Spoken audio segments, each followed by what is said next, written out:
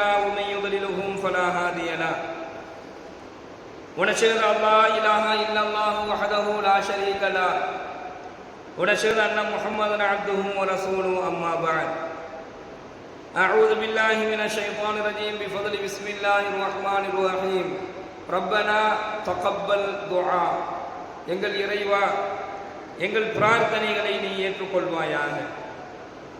கண்ணியத்திற்குரிய அல்லாஹ்வின் நல்லடியார்களே, சகோதரர்களே, கேட்டதை கொடுப்பதில் அல்லாஹ்வே சிறந்தவன் என்பதாக நபிகள் நாயகம் ஸல்லல்லாஹு அலைஹி வஸல்லம் அவர்கள் சொல்லி காண்பிக்கின்றார்கள். தன்னுடைய அடியான் தன்னிடத்திலே எதை கேட்டாலும் அல்லாஹ் அவனுக்கு அதை கொடுக்க வேண்டும் என்று நாடிவிட்டான் என்று சொன்னார், அல்லாஹ் அதை அவன் அடியானுக்கு வழங்க வேண்டும் என்பதாக அல்லாஹ் நாடிட்டான் அப்படின்னு சொன்னா, அந்த அடியான் எங்கு இருந்தாலும் அந்த ரிஸ்க் அவனை தேடி போயிடும். அல்லாஹ் ஒருவருக்கு கொடுக்க கூடாது என்கின்ற நாட்டத்தை கொண்டிருந்தால் அவன் என்ன செய்தாலும் அதை பெற்றுக் கொள்ள முடியாது. அப்போ கேட்டதை கொடுப்பதில் அல்லாஹ்வே சிறந்தவன். எல்லாம் வல்ல இறைவன் தன்னுடைய திருமறையிலே கூறுகின்றான், யா அய்யுஹல்லதீன ஆமனுத்தகுல்லாஹ, ஈமான் கொண்டவர்களே அல்லாஹ்வை நீங்கள் அஞ்சிக் கொள்ளுங்கள், வகூலு கௌலன் சதீதா, இன்னும் நீங்கள் எந்த நிலையிலும் நேர்மையான சொல்லையே சொல்லுங்கள் என்பதாக அல்லாஹ் சொல்றான். யா அய்யுஹல்லதீன ஆமனுத்தகுல்லாஹ், முதல்ல அல்லாஹ்வை அஞ்சுவதும், இரண்டாவது வகூலு கௌலன் சதீதா, நல்ல வார்த்தைகளை, நேர்மையான விஷயங்களை, உண்மையான விஷயங்களை பேசுவதை இரண்டாவதாக இந்த வசனத்தின் வாயிலாக அல்லாஹ் சொல்லி காண்பிக்கின்றான். இப்ப யார் அல்லாஹ்வை அதிகமாக அஞ்சுகின்றாரோ அவருடைய பிரார்த்தனைகள் அல்லாஹ்விடத்தில் அங்கீகரிக்கப்படும். யாருக்கு அல்லாஹ்வுடைய பயம் இருக்குதோ அவர் எதை செய்ய போனாலும் அல்லாஹ்விற்கு பயந்து செய்வது, இறையச்சத்தோடு செயல்படுவது.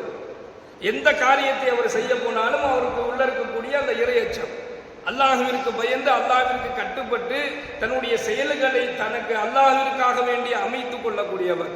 பாவமான காரியங்களை விட்டு ஒதுங்கிடுவார், நன்மையான காரியங்களை முன்னேறி நன்மையான காரியங்களின் மீது ஆர்வமாக என்ன செய்வார், அதை செய்வார்.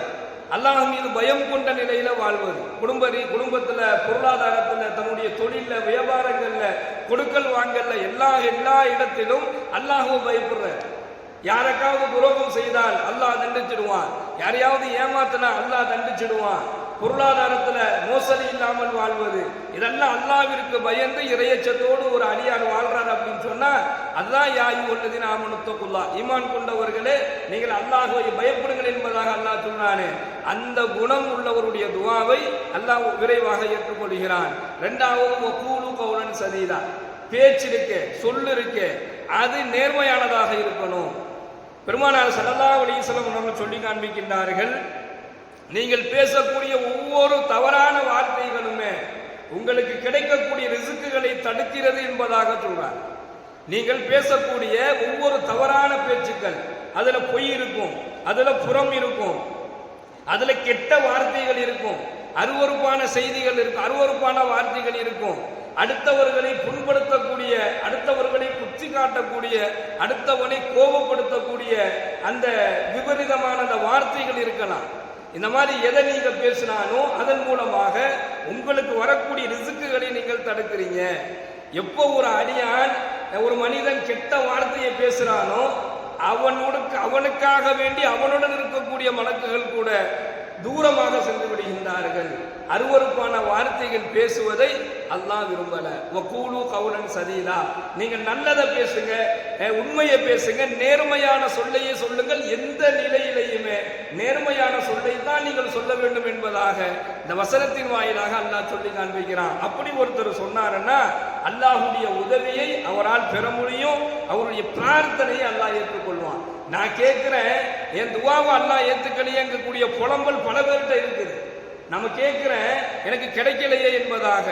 நம் துவாக்கள் விரைவாக உடனடியாக அங்கீகரிக்கப்படணும்னா அந்த ரெண்டு விஷயம் தேவைப்படுது. ஒன்று இறையச்சம், அல்லாஹ்விற்கு பயந்து செயல்படுவது, அல்லாஹ்விற்கு பயந்து நம்முடைய எல்லா நிலையிலும் செயல்படுவது. இரண்டாவது வகூலு கௌலன் சதீதா, நல்ல வார்த்தைகளை பேசுவது, நேர்மையான சொல்லையே சொல்லுவது. எந்த நிலையிலையுமே நேர்மையான சொல்லை சொல்வது, நேர்மையான பேச்சுகளை பேசுவது, இந்த ரெண்டு குணம் இருந்துச்சு அப்படின்னு சொன்னா நிச்சயமாக அல்லாஹ் நம்முடைய பிரார்த்தனைகளை அங்கீகரிப்பான். இரண்டாவது, இதே வசனத்தில் அல்லாஹ் சொல்றான், இஸ்லிஹ் லக்கும் அஅமாலக்கும், நீங்க அப்படி இருந்துட்டீங்க அப்படின்னு சொன்னா அல்லாஹுவை பயந்து நல்ல பேச்சுகளை, நேர்மையான சொல்லை, நீங்கள் எந்த நிலையில் நேர்மையான சொல்லை நீங்கள் சொல்லக்கூடியவர்களாக இருந்தால் இஸ்லிஹ் லக்கும் அஅமாலக்கும், அல்லாஹ் உங்களுடைய காரியங்களை லேசாக்கி வைப்பான். என்னென்ன காரியம்லாம் இருக்குதோ, எதெல்லாம் நினைச்சு நாம வருத்தப்பட்டுக்கிட்டு இருக்கிறோமோ, எதெல்லாம் நம்மளால செய்ய முடியுமா என்பதாக பயந்துகிட்டு இருக்கிறோமோ, எப்படிலாம் இந்த விஷயத்தை நம்ம செஞ்சு முடிக்க போறோம்னு சொல்லி எதையெல்லாம் நாம போட்டு நம்முடைய உள்ளங்கள்ல அதை நினைச்சு நம்ம பயந்துக்கிட்டு கஷ்டப்பட்டுக்கிட்டு இருக்கிறோமோ, அது போன்ற எல்லா காரியங்களையும் யுஸ்லிஹ் லக்கும் அஅமாலக்கும், அல்லாஹ் லேசாக்கிறான். யாருக்கு? அல்லாஹ்வை பயப்படக்கூடியவர், எந்த நிலையிலும் நேர்மையான சொல்லையே சொல்லக்கூடியவர், உண்மையாளர், இவருக்கு இஸ்லிஹ் லக்கும் அஅமாலக்கும், அவருடைய காரியங்களை நிச்சயமாக அல்லாஹ் லேசாக்கிறான். நியமிக்க சகோதரர்களே, இன்று நம்முடைய தேவைகளை, நமக்கான காரியங்களை நிறைவேற்றிக் கொள்ளக்கூடிய விஷயத்துல தான் நம்ம ரொம்ப சிரமப்படுவதை பார்க்கிறோம். எத்தனையோ சகோதரர்களை நம்ம பார்க்கிறோம், அந்த தான் நினைத்திருக்கக்கூடிய அந்த காரியத்தை நிறைவேற்றுவதற்காக வேண்டி, அதை எப்படியாவது செஞ்சு முடிச்சிடணுங்கிறதுக்காக வேண்டி எவ்வளவு சிரமப்படுவதை பார்க்கிறோம். ஆனால் அல்லாஹ்விற்கு பயந்து நேர்மையான சொல்லை ஒருவர் சொல்லி வாழ்ந்தால் இஸ்லிஹ் லக்கும் அஅமாலக்கும், அவருடைய காரியங்களை அல்லாஹ் லேசாக்கி வைக்கிறார். அவர் என்ன நினைக்கிறாரோ, அவருடைய உள்ளத்துல என்ன என்றார், அவருடைய ஹலாலான ஹாஜத்துகள் என்ன, இந்த மாதிரி விஷயங்களை அல்லாஹ் அவருக்கு முடித்து தருகிறான். லேசாக்குவானா என்ன அர்த்தம்? அந்த காரியங்களை அவருக்கு எந்த விதமான சிரமங்களும் இல்லாமல் அல்லாஹ் முடிச்சு வைக்கிறான்.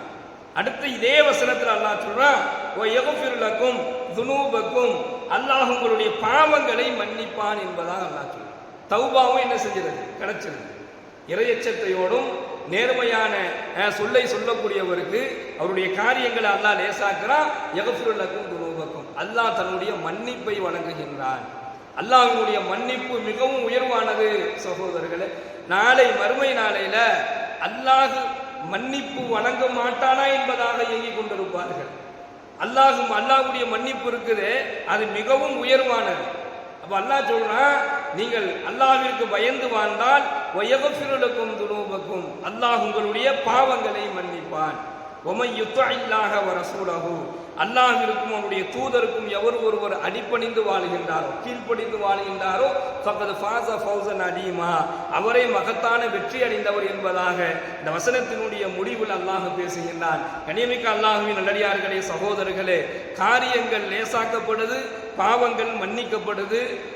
அல்லாஹ்விற்கும் அவனுடைய தூதருக்கும் கட்டுப்பட்ட அந்த வாழ்க்கையின் மூலமாக ஃபக்கத் ஃபாஸ ஃபௌஸன் அலீமா, ஒரு மகத்தான, ஒரு சிறந்த ஒரு வாழ்க்கையை, வெற்றி அடைந்த ஒரு வாழ்க்கையை இந்த அடியார் பெற்றுக்கொள்கிறார் என்பதாக இந்த வசனத்தின் வாயிலாக அல்லாஹ் சொல்லி காண்பிக்கின்றான்.